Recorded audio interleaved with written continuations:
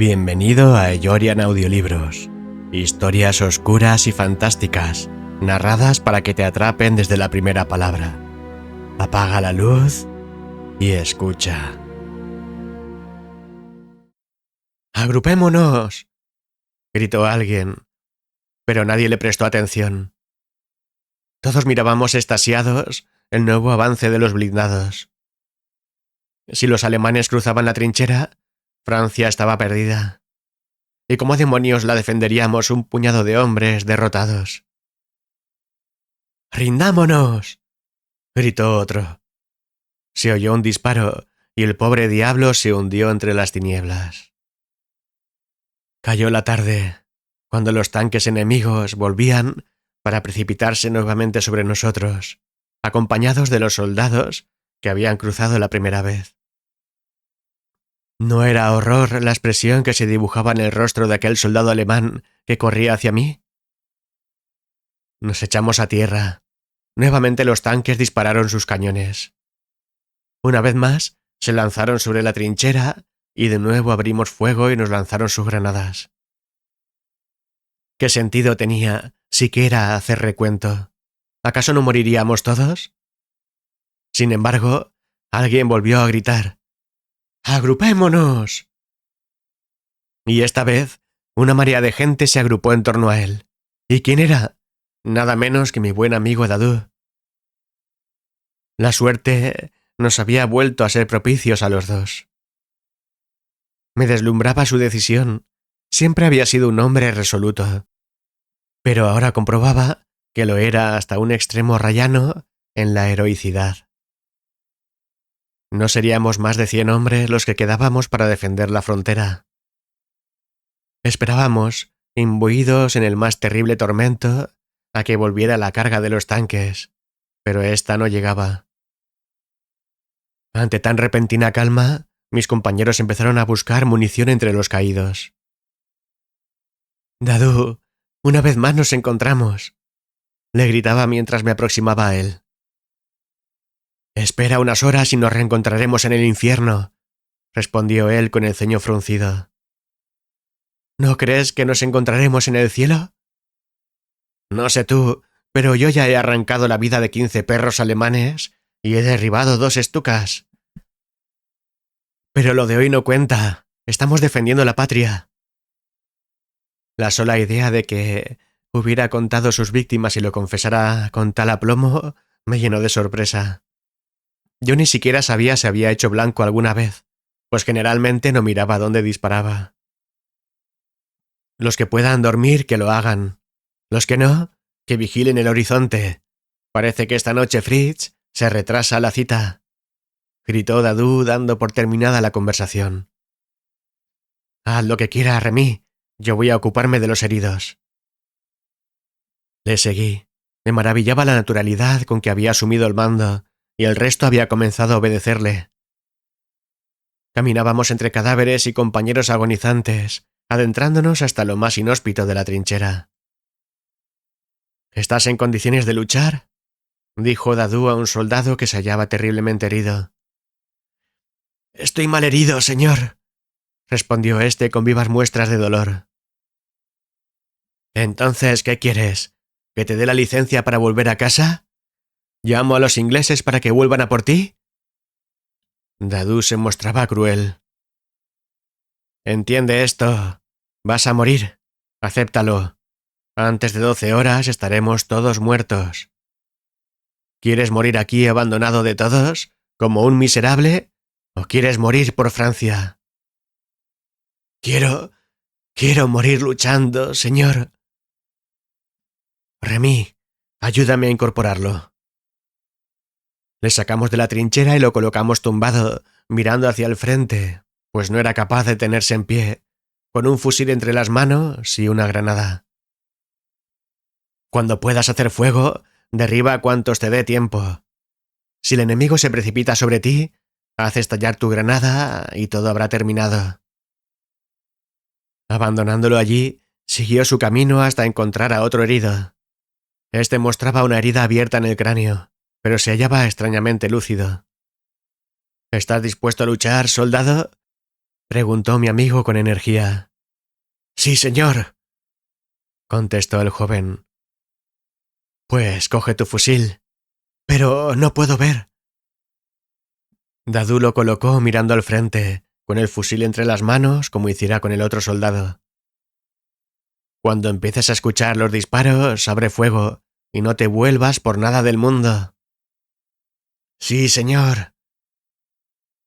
Estuvimos hasta el amanecer, reorganizando una triste defensa de 50 hombres, que necesitaban cuidados médicos urgentes.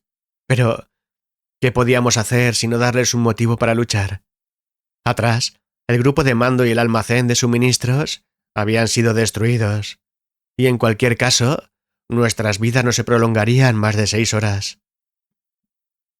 No teníamos más que nuestras armas y aquella trinchera. Cuando volvimos junto al grueso de la defensa, el soldado ciego había fallecido. 25 de febrero de 1945. A las primeras luces del día, se inició un revuelo enloquecido en el campamento. Alguien gritó: ¡Mirad atrás! Me volví, y conmigo otros muchos, y lo que vimos en el horizonte nos hizo lanzar a todos un nuevo ¡Hurra! Y un ¡Viva Francia! Venía a socorrernos una división entera de tanques. Alguno de ellos enarbolaba la bandera francesa. Quizá este fuese el motivo por el que los alemanes no habían vuelto a cargar. ¿Intervenían de algún modo los mensajes entre los mandos franceses? ¿Pretendían atraernos hasta donde llegaba el radio de acción de sus cañones? ¿Recuperaremos el río?, pregunté a Dadu, pero él parecía participar de mis sospechas, pues sus palabras de ánimo fueron emponzoñadas por una sombra de duda que podía leerse en su rostro. La nueva división de tanques atravesaba ahora la trinchera, como hicieran antes los alemanes, pero nosotros la habíamos abandonado. Corríamos ahora entre nuestros acorazados, fusil en mano, como les viéramos hacer a ellos horas atrás. Sus Panzer, ahora en formación defensiva, hacían caer sobre nosotros una furia atronadora. Podía oír gritos de terror entre nuestras filas. Algunos soldados se volvían y corrían en sentido contrario, camino de Francia. Esto contrastaba fuertemente con la lección de disciplina que recibiéramos horas atrás. Pero, ¿por qué no hacían fuego nuestros blindados? ¿Tan superior era la técnica alemana? ¿Cuántos más tendríamos que acercarnos para poder atacar? A pesar de todo lo vivido, este fue el momento más aterrador de mi vida. Corríamos en pos de la muerte, sin disparar un solo tiro. De pronto, más allá del río, sonaron nuevas detonaciones. Eran los cañones apostados en las montañas. El infierno se desató sobre nosotros. Sentí el impacto de un obús cerca de mí. Lo sentí por el estremecimiento de la tierra y porque durante unos instantes perdí mis sentidos. Corrí a ciegas, siempre hacia adelante. Ahora nuestros blindados hacían detonar sus cañones. Podía oírlo, pero tan solo de una forma lejana. Recuperé la vista poco a poco. Podía ver a mis compañeros abriendo fuego y cayendo alrededor de mí. De repente, no había blindados que taparan mi visión a los lados. Me volví. Muchos habían sido destruidos. Otros se habían detenido para hacer fuego. Muchos de mis compañeros permanecían allí, ofreciendo sus cuerpos como blanco de la metralla, detenidos, con cara de estupor, mirando la fatalidad de frente. Algunos de ellos empezaban a retirarse. Miré a mis lados. Junto a mí se lanzaban al enemigo no menos de 30 soldados. Corríamos hacia la muerte, pues sabíamos que ya no había esperanza en la trinchera, que no hallaríamos protección entre los tanques y que, en aquellos terribles momentos, la retirada no era una opción. Todos preferíamos ser tiroteados de frente. Los rostros de mis amigos eran una mueca de furia. Algunos mostraban una mirada tan vacía, tan carente de vida, que parecía que la muerte ya les hubiera invadido. Pero que una fuerza de voluntad trascendental les empujaba más allá de las fronteras naturales al combate. ¡Viva Francia! Grité con todas las fuerzas de mis pulmones y con un furor tal que sentí como mi garganta se desgarraba y mi voz se quebraba. ¡Viva! ¡Viva! Sonó un clamor a mis lados que pareció llenarnos a todos de ánimo para afrontar nuestros últimos instantes de vida. Me llevé el fusil a la cara y apreté el gatillo. Nada. Con un grito de furia, lo arrojé lejos de mí. Frente a mí, un alemán alzaba su fusil, me apuntaba a una distancia no superior a los 10 metros. Saqué mi pistola. Mi enemigo erró el disparo y yo vacié el cargador en el pecho de aquel alemán. Habíamos ganado la línea enemiga. Ya no veía amigos alrededor. Tras de mí, corrían 2 alemanes tratando de darme caza, armados con cuchillos. Dejé atrás el último Panzer. ¿Qué hacía ahora? No podía continuar luchando. El momento de furor había pasado. Ya no moriría en el fragor de la batalla. Ahora, mi instinto de conservación me empujaba veloz hacia el río, empujando y golpeando a cuantos hallara a mi paso. Un alemán frente a mí me apuntó con su pistola. No llegaría a tiempo. Una detonación y el alemán se desplomó. Dadú me salió al paso, pistola en alto, disparando de vez en vez, acertando siempre. Nos precipitamos a las aguas del Mosa. Oíamos detonaciones de metralla tras nosotros y sentíamos los impactos de bala a nuestro alrededor.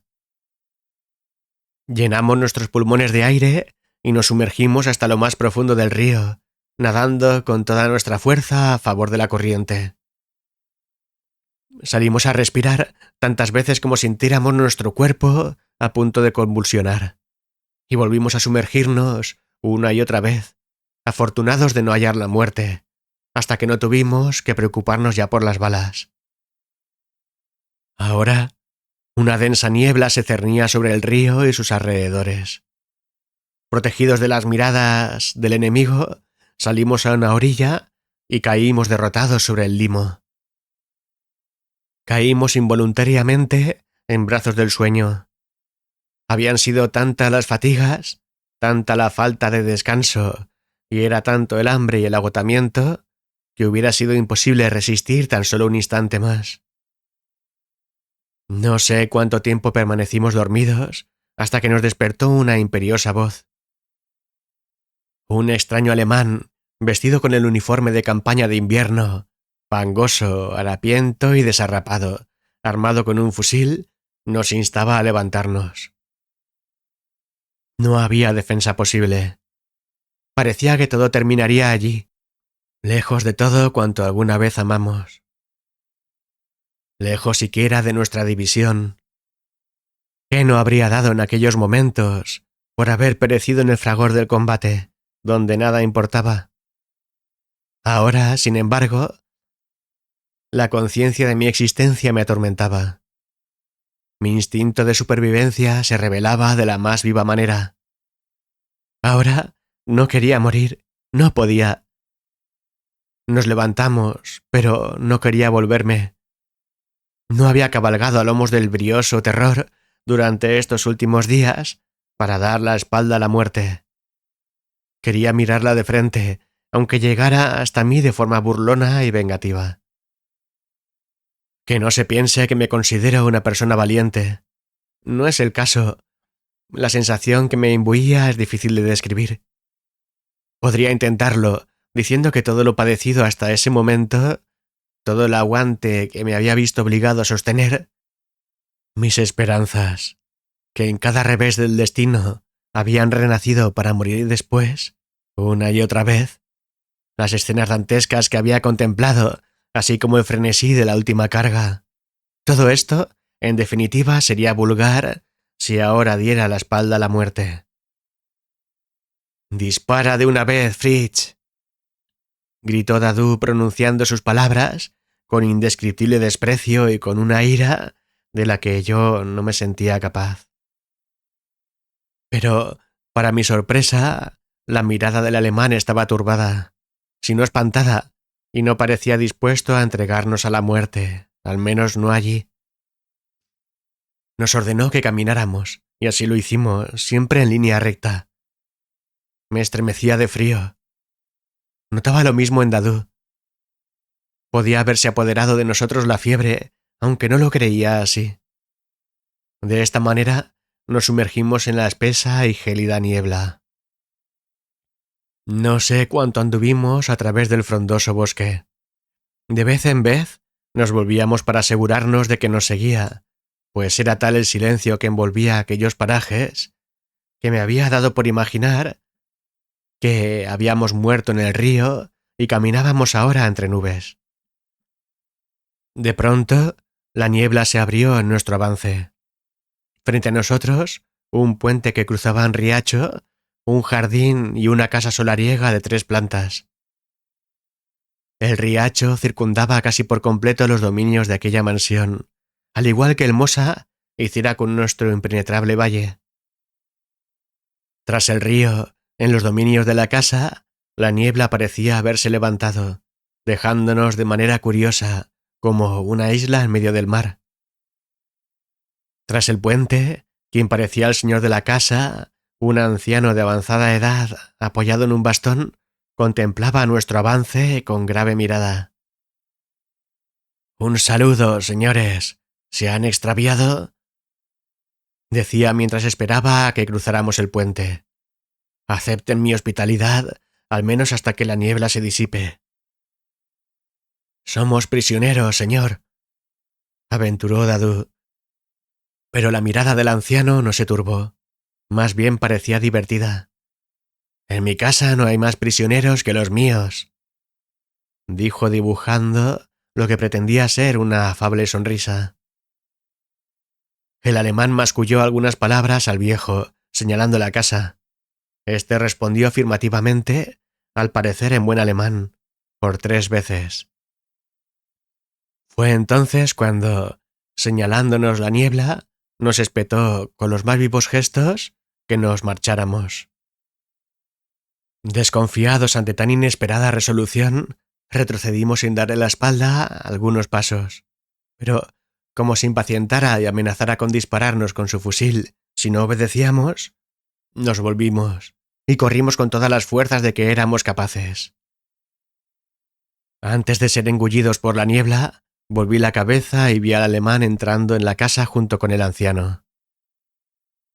No salíamos de nuestro asombro, pero, dada la situación, nos centramos en lo fundamentalmente práctico. Allí, imbuidos entre tan densa niebla, no esperábamos ser descubiertos por nadie. Nos detuvimos a deliberar.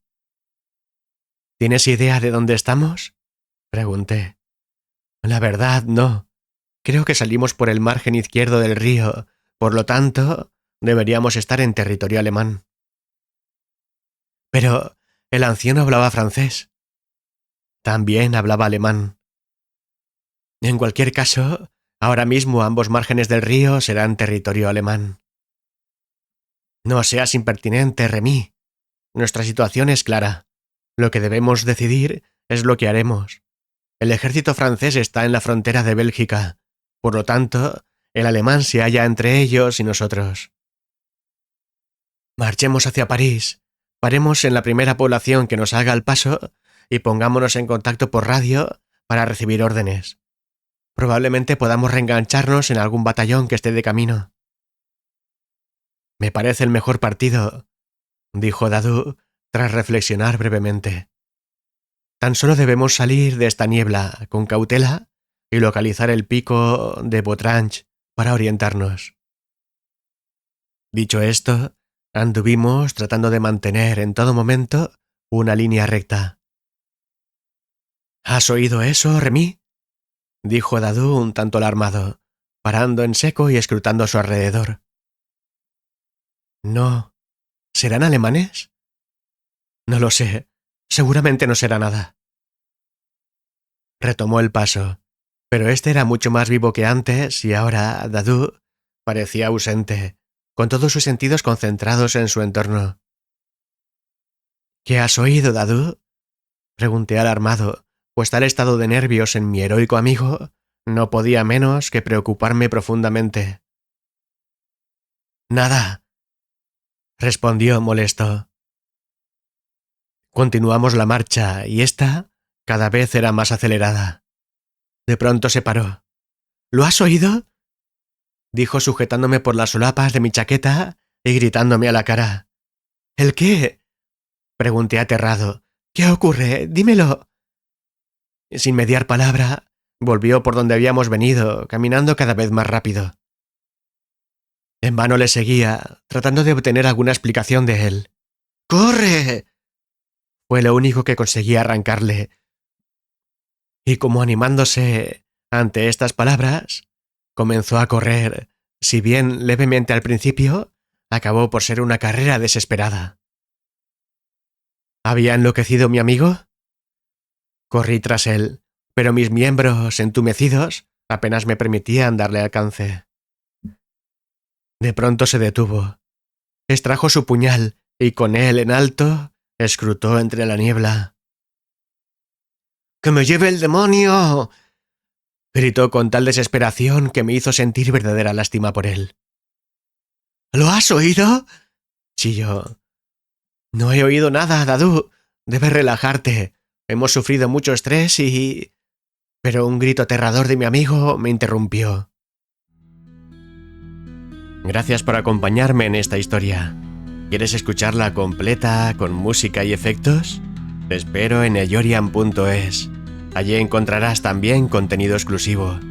Las novelas para leer online, las bandas sonoras originales, tomas falsas, reflexiones y hasta psicofonías reales que capto mientras grabo. Nos vemos dentro.